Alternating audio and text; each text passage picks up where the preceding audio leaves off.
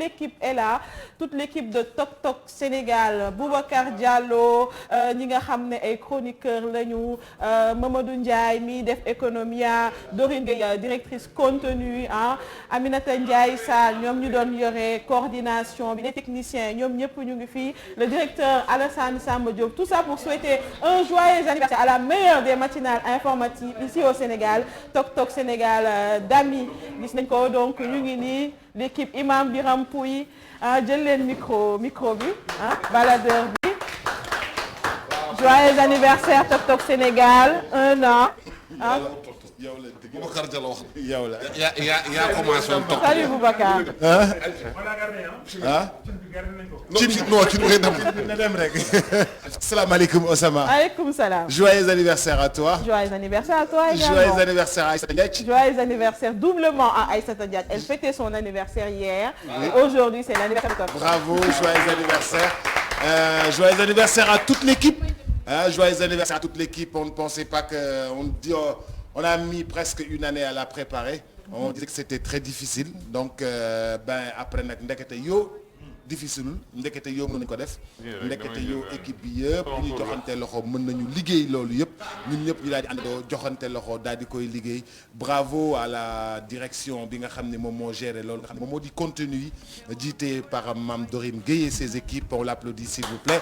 Voilà. Et puis ki nga xam ni turu Tok Tok ci moom la jógee Imam Biram Pouy nga xam ni turu Tok Tok ci moom la jógee. bi ñu toogee réunion moom moo génnee tur bi ne yooyu nga xam ni moom moo xew ci jamono Tok Tok da ngay ñëw ci kër gi fëgg Tok Tok Tok Tok mais wax leen ma entrée Tok Tok. Entrée. Tok Tok. Entrée. On est bien entré chez vous mesdames messieurs. Et puis voilà 5 heures du matin la gars yi la ñuy dem jëli équipe yi ñëw préparer des maquillages fekk la veille def nañu contenu yi def nañu yëf yi def nañu reportage yi et tout vraiment machallah Pape Alioune Sarr machallah Pape Ibrahima Ndiaye machallah Sophia Ba vraiment et puis à la technique ñoom Mass ak ñoom Dami vraiment les lumières tout le monde le son Ibamar moo ko commencé woon c'était très difficile Iba Mar moo ko commencé woon et puis les premiers numéros c'était très difficile ñu commencé nag di def 5 heures du matin boobu ba tey machallah Osama joyeux anniversaire et félicitations. Merci beaucoup, joyeux anniversaire à toute l'équipe. Alassane Samba Diop. jërëjëf man de gërëm di leen sant di leen ñaanal jàmm ak salaam di ñaanal joyeux anniversaire di féliciter équipe yi nekk ci ginnaaw. xamante ne souvent du leen gis bu fekkee ne Sénégalais yi mën nañu gis di xew fi ci plateau bi. ñoom ñooy liggéey bi techniciens yi yeeg lumière yi administration bi madame Diatta ñoom Aminata Ndiaye Sarr xam ne ñoom ñooy dewal machine bi équipe commerciale bi nekk ci suuf vigile yi nekk ci suuf si gardien bi parce que chaîne de télévision la chaîne bi ñëpp la chaque maillon de la chaîne est important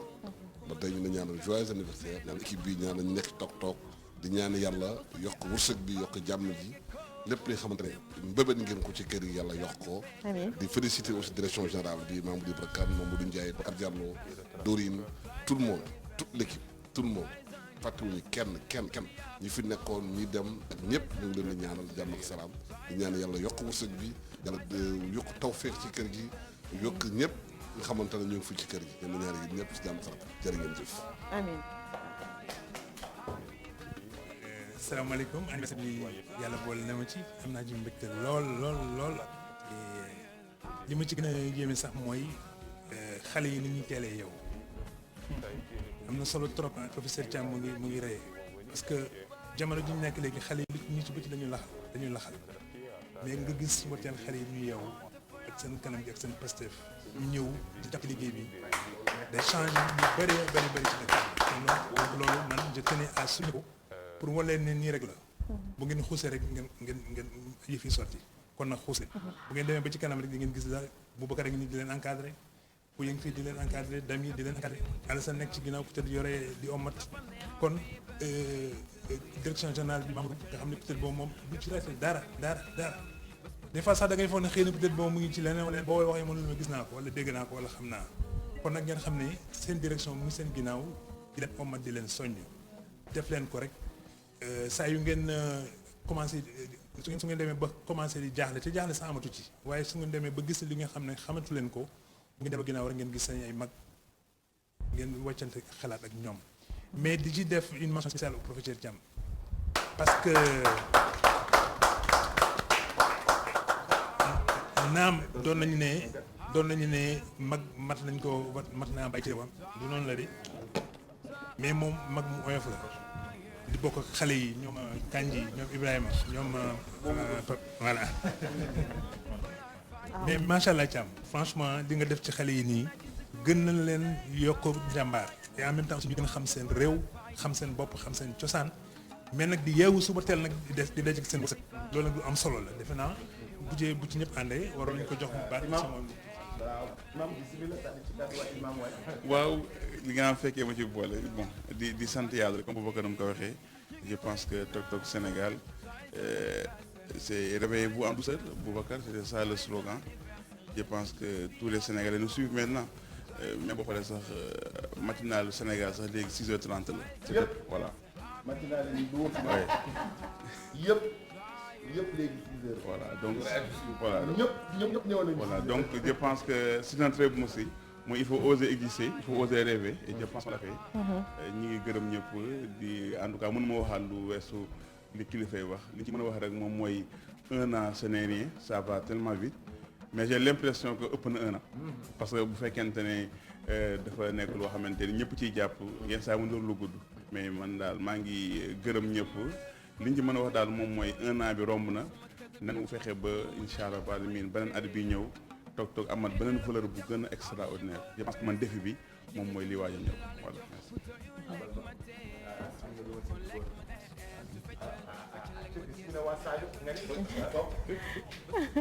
waaw ba tey bisub mbégte la bisub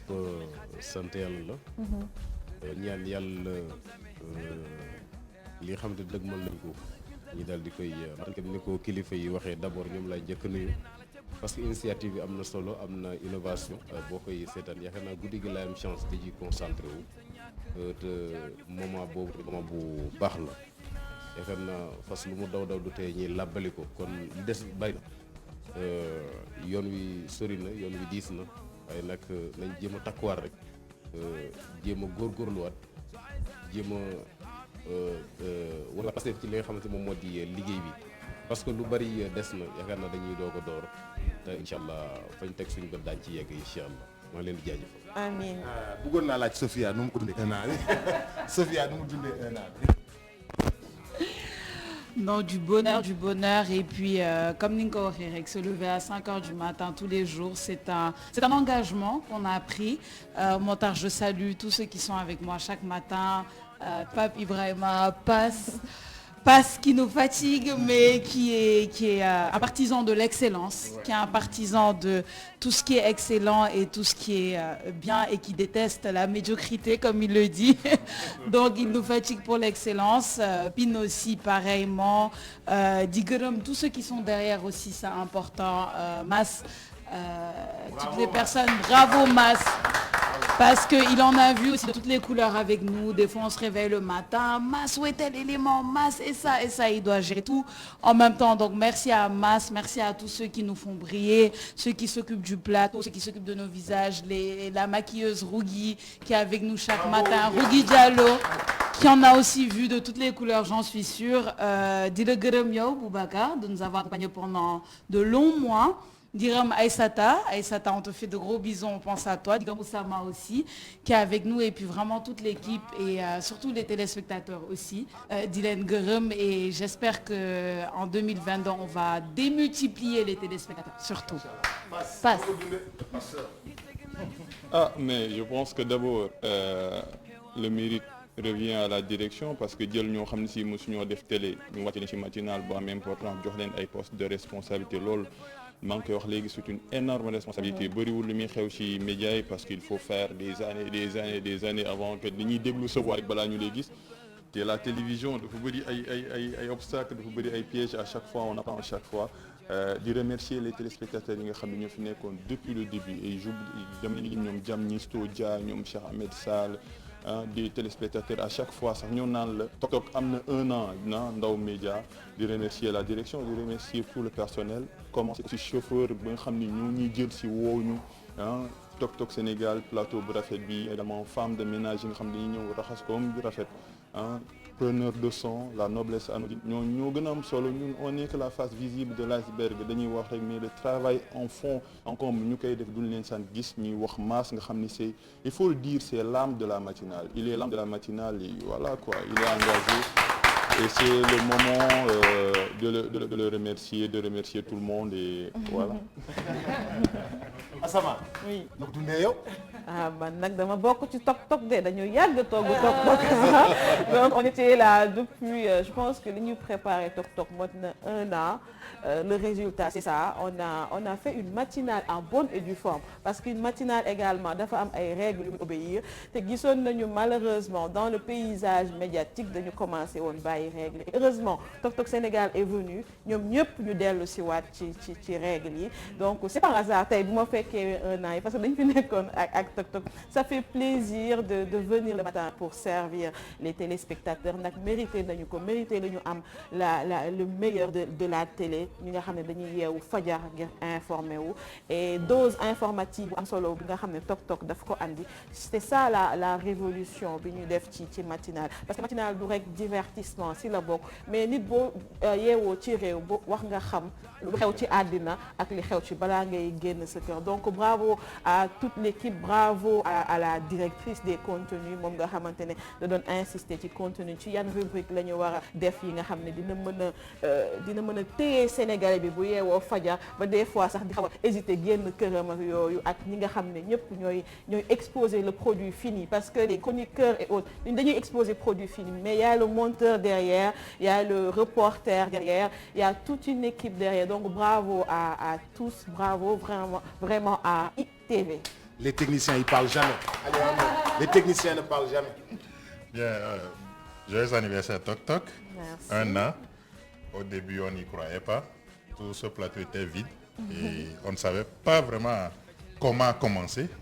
Alors on est venu, Boubacar nous a dit, écoutez, moi je veux ci, moi je veux ça. On n'avait rien et bon, on s'est retourné vers la direction que je félicite d'ailleurs, qui vraiment n'a pas lésiné sur les moyens pour nous fournir cet équipement qu'on a su installer et adapter à ce Tok que vous chérissez tant aujourd'hui. Merci vraiment à tout le monde. Joyeux anniversaire Tok et merci chers téléspectateurs. Je voulais juste balaa ñuy jox professeur Mbaye Thiam mu tëj féliciter Pape Ibrahima le rubrique environnement beeg journal beeg féliciter Passe. Il y a quelqu'un que j'aime bien aussi qui n'est pas là, Baba Ndiaye sur la revue. Vraiment Baba Ndiaye félicitations di encourager encore Baba Ndiaye ci liggéey bi mais dama bëggoon remercier spécialement Tara Déco nga xam ne moo ñu defaral li nga xam ne moom moo di plateau bi mënoon nañu nuroo ak ñëpp mais nuroowuñu ak kenn mais di wax équipe bi yëpp que ni gis ngeen ni c'est possible. gis ngeen ni bi ñu nee nañ leen dem 6 heures du matin télévision yëpp jug nañu topp leen à 6 heures du matin les télévisions yëpp dañu doon xaar ba 7 heures ñuy soog a indi information yi 6 heures du matin bu mu jotee ñëpp télévision yëpp jug nañu adapté wu topp leen yéen Aminata Ndong mention spéciale ñëpp jug nañu toppatoo leen. ñëpp jóg nañu àndandoo ak yéen ñi nekkul woon ci heure bi ñëw nañu fekk si leen si heure bi alors là vous savez que c'est possible et vous savez que c'est possible yéen a ngi ci possibilité boobu ngeen gis ni yéen a ngi ci bu leen ko bàyyi benn yoon am nañu yeneen yoo xam ne mu ngi ñëw bravo Baba Ndiaye bravo Aminata bravo Sophia bravo à vous félicitations à tout le monde équipe bi yëpp ñoo ngi leen di encourager bu amul dellu ginnaaw ala accu laa lay wax nii fii liggéey rek moo fi nekk liggéey rek amul lenn lu kenn di may lenn liggéey rek moo fi nekk loo liggéeyul doo ko am loo ñafewul doo ko am nekk leen ci dañu ne mosu leen def télévision c'est votre première télévision alors continuez encore sur cette lancée là les gens ont confiance en vous nous avons encore confiance en vous vous tenez bien la matinale c'est une matinale différente su fekkoon ne li fi nekkoon kese la ñun du ñu ñëw di def leen parce que am na gis nañ ne am na beneen possibilité te beneen possibilité yéen a ngi koy indi su Baba Ndiaye taxawee damay bëgg su Passe taxawee damay bëgg bu Osama taxawee damay bëgg bu Aïssata ubbee damay bëgg damay kontaan sama xol day sedd c'est possible les gars allez-y professeur. jërëjëf Boubacar xanaa sant yàlla rek dafa am ñoo xam ne bu la ko yàlla defalee bala ngaa wax dara da nga koy sant waaw anniversaire nag moom mooy li nga fekke woon daaw nga fekke ko ren diggante bi am na ñu fekke wante fekke wuñu ñàkk fayda taxul ñàkk fekke ñi ko fekke aussi ngóora ak njàmbaar taxul ñu fekke te ci yàlla la jógee kon ñu sant ko julli ci yonent bi sallallahu alayhi wa sallam di ñaan ñi ko fekke tey ak ñi nga xam ne ci kër gi lañ nekk te fekke wuñ ko yàlla nañ ko fekke déwén ak ñi koy seetaan ak ñi koy dégg oustaz wax ne fekkee ma ci boole man nag kóllëre moo ma ci boole kóllëre sama diggante ak Assane Samba Diop mi toog yaa 10 ba ñuy door a dem fa la ngeen jógee ci la yàlla def benn dimanche ñu jox ko sama tur mu woo ma ñu def son émission semaine bi ci topp ñëwaat ma beneen kii mu mën a ma non maa leen booleeg yow semaine bi ci topp ma ñëw sama bureau université fekk une équipe de la télé et de la rajo maa ñu ne ma non Alsaan moo tax mais di gën a dëgëral suñu diggante ak Alsaan moo di au-delà de faire chacun son métier parce que moom métier mu lay def informé man sama métier lay def bu ma ñëwee fii je ne suis pas journaliste je suis enseignant à l'université la loi qui encadre les professeurs d'université daf na wax ne ñetti mission la ñu loi bi assigné bu njëkk bi mooy jàngale enseigner ñaareel bi rechercher di gëstu ñetteel bi le service à la communauté comme université dafa tëju ñu bari mënuñu fa dem ñi fa mënta dem yéen da ngeen di génn fekki leen du ngeen xaar ñu fekk si leen parce que l'université c'est un microcosme donc le service à la communauté lay assurer si fii liggéey si wuma wut si wuma sutura si ma daraja damay assurer ma mission parce que man j'ai choisi d'être enseignant quand tous les métiers étaient possibles tous les métiers étaient possibles j'ai choisi d'être enseignant donc da ngay dem ba sës donc bu ñëwee fii Alassane bi ma ko xamee léegi mu ëpp na fukki at musta jaar ci sama tur bi du jaar sax ci sama titre bi contrairement à d'autres professeurs Alassane grand frère rek la may wooye saa yu ma wooyee grand frère su ma ko wooyee grand frère la ma wooye magam ji mu bokkal ndey ak bay dañu tase dans un séminaire ma nuyu ko ne ko alors Alassane mu ne ma grand frère numéro 1 ma ne ko déet numéro mu ne ma non léegi ñun jàpp nañ ne yaay numéro parce que il en parle tellement que séddalando or looloo tax ma ne kóllëre moo ma fi indi di ma njëkkee woo ne ma dañoo entamé une nouvelle aventure mu bëggoon nga bokk ci dama ne ko seet leen ni ngeen yaakaare ne war naa cee mën a bokk sans calcul ne pensez à rien d'autre que ma war na bokk moo tax mu bokk ma fekk ko fële ngeen nekkoon rajo ba avant ngeen di nekk kon loolu moo ci kii loolu nag dafay ëmb li Boubacar def léegi jarta xeeb gis nga bi mu xëccee ci li jëm ci bitti ama gone yi bu leen expliquer wul ne li muy signifier symboliquement philosophiquement sociologiquement dañu defe ne ay kaf la waaw gis mu la ñaaxal muy génn sa kër nga jël cin diri ko ci gannaawam loolu ci suñ société bi boo ko xamee mais symboliquement dafa lay yee parce que ku nekk ak nag ni ngay faje say et c'est l'attachement à la culture de notre pays à notre histoire à notre trajectoire loolu aussi gis naa ko fii moo tax bi ma ñëwee jàpp ci ba mu ji muy bëgg a yaatu mais comme li ma ko wax lu ngeen yaakaar ne war naa leen cee mën a jàppale da ngeen ma koy wax ñu def ko ni bu ma xamoon ne bu may ñëw fii ànd ak Boubacar weer daf may booleeg Mohamed Kañ yi wutu bu ma ñëw du ma sol daal damay waaw parce que Mohamed nag sama sang la sama najaay ko jur sama najaay bàyyim sama najaay la donc Mohamed man ak moom c'est pas une relation de journaliste qui fait une chronique avec un enseignant papaam daf ñuy déglu yéeg ñu pare mu woo ko ne ko tey yaa yàq affaire bi parce que nii nga dogee professeur kii bu mu demee mu woo ma ne ma yow it bi ngay tontu soo defoon nii defoon naa nu mu tëdd ma ne ko dina la ma sa indi nga def émission bi parce que yaa ñu dàq jàng yow yooyu yëpp nag c'est important mais Boubacar a dit quelque chose d'important bi muy commencé et c'est par là que je vais terminer en m'excusant d'avoir été là daf ne on ne croyait pas que c'était possible mais su ngeen ko gëmutoon mais du ngeen def l'aventure E-Media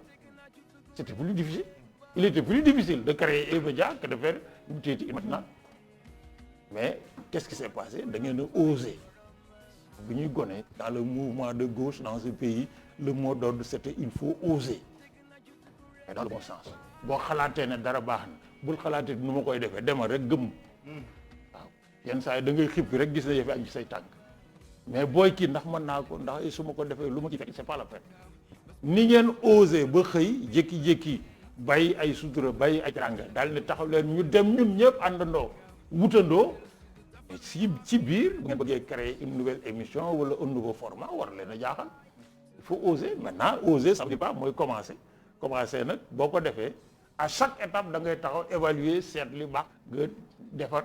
li bon nga jubbanti wala nga bàyyi li dëng nga jubbanti et c'est dans cette voie que vous êtes et moi je pense que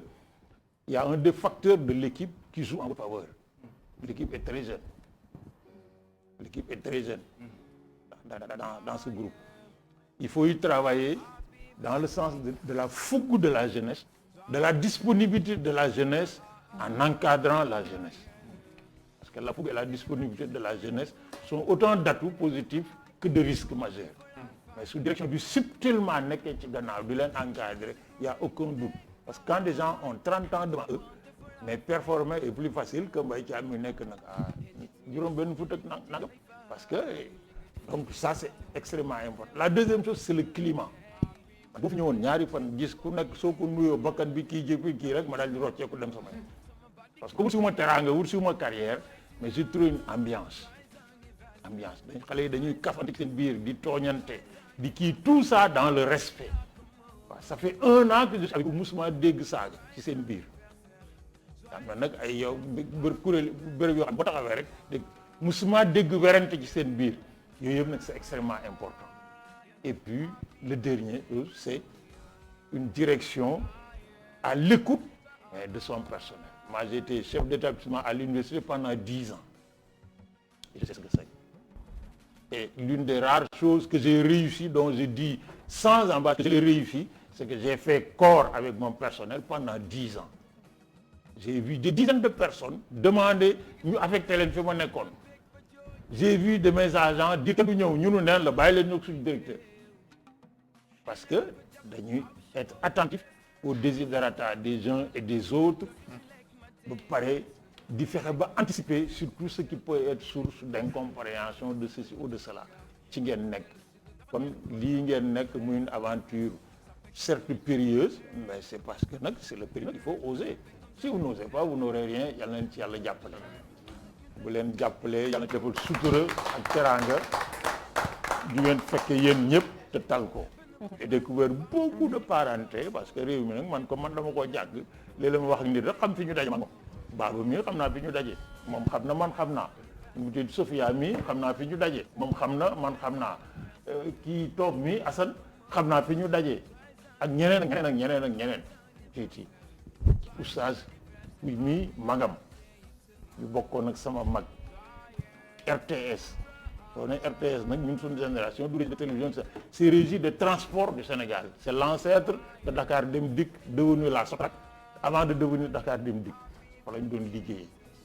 muy nit ku bari woon xam-xam ouvrier nekk ci biir kii bi bokkoon na ci ñunu jàngal Laxdari yu téere bi ngay njëkk a jàng boobu ci nekk jullit kaamil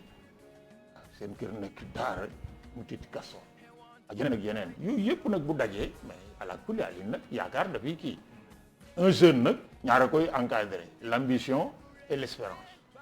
Quand on a de l'ambition et de l'espérance on a la certitude qu'on va au bout de la réussite yal nañ ci yàlla àggale ak jàmm ak salaam ngeen fekk tal ko ah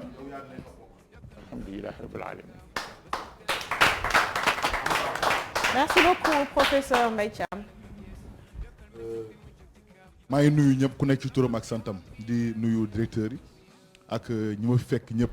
di wax joyeux anniversaire professeur yow yaa baax yow yaa neex a bokkal parce que mag ñi tey jii ni xajowuñu ak ndaw ñi xajowuñu tey ak mag ñi kon tey bu yàlla defee li nga def yëpp fi nga jaar ba yegg si fi tey nga mën a wàcce sa bopp ànd ak ñun donc yow la ñuy wax jërëjëf yow la ñuy ñaanal yàlla gudd fan mais dama ne problème yaa ngi soog a démarrer problème yaa ngi soog a démarrer parce que bu dafa wax lu am solo bi ñu démarrer ñu ne mën nañ ko wala mënuñu ko tey le résultat est là lii mooy le résultat parce que ay ndaw ñoo fi nekk ndaw yoo xamante ne nii bëgguñu dara lu dul ay défis ñu leen tegal ku nekk ci ñoom di ko relever du ma lim parce que su ma limee damay juum mais ñoom ñëpp ndaw yëpp ku ci nekk ci ñoom li nga mën ak li nga mënul yaa ngi koy def parce que da nga jàpp ne lii sa yëf la te sa yëf moom boo jàppee ne sa yëf la da ngay pousse mu dem moo tax ma ne leen problème yaa ngi soog a démarré bi ci des mooy da nga wax sànq Boubacar parce que dañu toll je crois Ousama également junj na ko bi ñu démarré matinal bi ñëpp gisoon nañu matinal nu mu mel ci Sénégal ba ñu taxawee la ñëpp jubbantiku parce que xam nañu ne bu ñu jubbantiku du ñu dem kon dama ne affaire bi fii la muy benn ñaar xiir bi ñuy wax dina dal wala du dal day dal par la force parce que duñu leen may dara ñu ay ndaw lañu macha allah li ñu gëm mooy liggéey gëmuñu leneen lu dul liggéey la ñu gëm te nag olof defoon ne ku liggéey da nga jëriñu dañu liggéey par la force ay xale yu ndaw lañu gëmuñu lu dul liggéey et puis ñu fekk fi ay kilifa yoo xam ne ñu tamit gëmuñu lu dul liggéey ku ànd ak ñoom da ngay liggéey kon yéen li ngeen soxla yéen auditeurs yi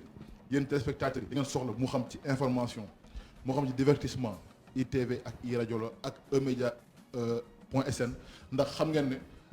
bu ngeen bëggee information bu crédible information boo xam ne kenn du ko naatable fii la kon nag gars yi yéen ñëpp joyeux anniversaire mais ñu remercier ñaar ba ñett Adja Dorine Gueye parce que gis nga mbir boo ko subee sañ morom ñëpp di la xaar parce que nee nañ nag mbott moom da nga koy xaar ci taatu ndax rek parce que yàgg dina ñëw kon Dorine ñu ngi lay wax félicitation di la encourager lii nag pour man lii nii anniversaire bi nii mën nañ ko sax bañ a def nii parce que objectif wala suñu bët fi ñu ko teg yegg seegul sax mais gëm nañu ne ak bu ñu gungee yéen ñëpp Alassane directeur Ndiaye Boubs ak gars yi yëpp bu ñu gungee ak équipe bi fi nekk dinañu sori mention spéciale à Massamba Mass Mbouk Mass bu ñëw da ngay sentir ne xam lu manqué ci yow parce que tellement harmonie bi muy demee ak technicien yëpp cadreur yeeg parce que ñoom ñoo tax tey bu ñuy gis naan xoolal Baba Ndiaye wala xoolal Pape Aliou Sarr wala ñii ñuy bande di yëkkati ay mbagg ñoom la affaire bi ñoom la ñoom maas techniciens yi ak cadreurs yi parce que yéen dina tax tey bu ñu taxawee ñu ñuy tudd wala bu ñu taxawee ñu naan diw mu ngi nee kon yéen la ñuy remercier mais remercier également équipe bi yëpp parce que équipe bi comme ni nga ko waxee nous sommes tous des jeunes ambitieux donc dañu ñaan yàlla mu defal ñu jàmm defal ñu tawfeex li ñu fete koy at yu bëri incha allah gars ci kaw ci kanam jërë ngeen jëf. merci beaucoup Baba Ndiaye merci également à toute l'équipe ñi nga xam ne ñu ngi fi teew ñoom la ñuy àndal depuis 1 an fii ci Tok Tok Sénégal matinal bi nga xam ne boo yeewoo rek boo ko jàppee di nga xam lu xew fii ak ca bitim réew donc ñu ngi leen di jaajëfal bu baax tey 1 an yi nag moo tax ñu dérapé ah ñu ngi ciy jéggalu bu baax di leen bàyyi ak des ci suñu programme di leen jox daje ah suba 6h30 comme chaque jour nu ñu koy démarrer ak yéen ci Tok Tok Sénégal la meilleure des matinales informatives ici au Sénégal.